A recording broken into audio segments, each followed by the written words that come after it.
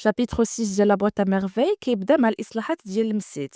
الفقيه كوّن دي زيكيب باش يتعاونوا في الإصلاحات والأشغال، ودار دي زيكيب وكل إيكيب دار عليها واحد الشاف.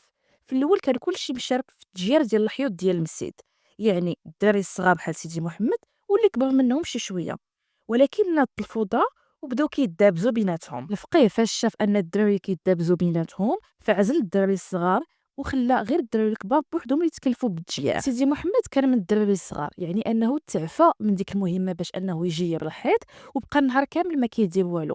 دا الغد ليه عاد عطاتو مهمه باش انه يحك الارض، وكانت دارت واحد ليكيب وكان هو الشاف عليها. النهار كامل هو خدام، والعشيه فاش رجع واخا كان عيان بقى كيعاود لباه ومو على الانجازات اللي دار. بمناسبه ان عاشوراء قرب، لاله زبيده بغات تمشي للقيصريه ودات مع سيدي محمد. هي وخارجه من الدار وصات رحمه انها تسول ليه على التوابات اللي كاينين وعلى الاثمنه ديالهم. حتى تمو خارجين من الدار وقطعوا واحد شويه د المسافه، لاله كنزه اللي هي الشوافه كتعيط لاله زبيده باش انها تعطيها الفلوس وتوصيها تجيب لها واحد النوع ديال التوابات. فاش وصل سيدي محمد ولاله زبيده للقيصريه، سيدي محمد تبهر بكاع لي زوبجي اللي محطوطين وكيتباعوا في القيصريه.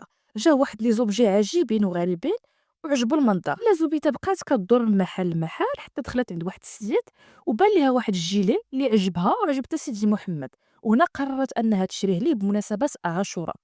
بقات كتاوى مع مول المحل بالنسبه للثمن، وفي الاخر خدات الجيلي بالثمن اللي بغات. من بعد ما سولت لاله زبيده على التواب اللي كاينين والاثمنه ديالهم باش تعطي المعلومه لاله رحمه، هنا تمو راجعين وفي النص ديال الطريق عاد سيدي محمد غيفكر مو لاله زبيده باللي راه ما شراوش الثوب اللي وصاتهم عليه للشوافه كنزه.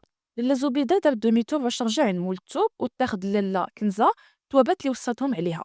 في الطريق وهي راجعه بقات كتلعن كاع الشوافات اللي كاينين على هاد الكره الارضيه، وبقات كتقول علاش ما تجيش الرسول تشري داكشي اللي خصها. مشات عند مول الثوب، خدات الثوب اللي وصات عليه وما تساوات معاه ما والو وتنات تما راجعه للدار. قبل ما تمشي لاله زبيده للدار دازت عند كنزه عطاتها التوابات ديالها وردات ليها الصرف، وهنا طلعت عند رحمه باش توريها المشتريات ديالها وتقول لها الاثمنه اللي لقات في السوق. زينب كانت كتلعب مع القط ديالها وكانت حاطه قدامها واحد المرايه. سيدي محمد عجباتو ديك المرايه وما كرهش يكون كتعندو شي مرايه بحال زينب، ولكن ما يقدرش يقولها لمو لانه غادي تقول ليه انت مبنت. زينب غادي تشوف سيدي محمد وغادي دير ليه واحد لاكريماس، وهو بدورو حتى هو غادي يرد لها نفس لاكريماس. هنا غادي تغوت وغادي تعيط لمو غتقول ليه بلي راه كيحاول يخلعها.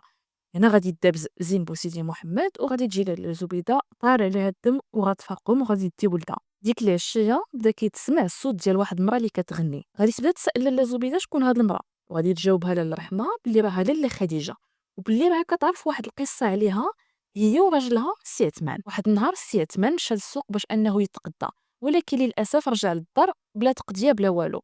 فقبل ما يرجع للدار قرر انه يشري لمرتو واحد الورده باش ما يدخلش عليها بيديه خاويه. الا خديجه غادي تشد الورده غادي تلوحها في الارض وغادي تلوح ليه الرزه ديالو في الارض وغادي تجري عليه.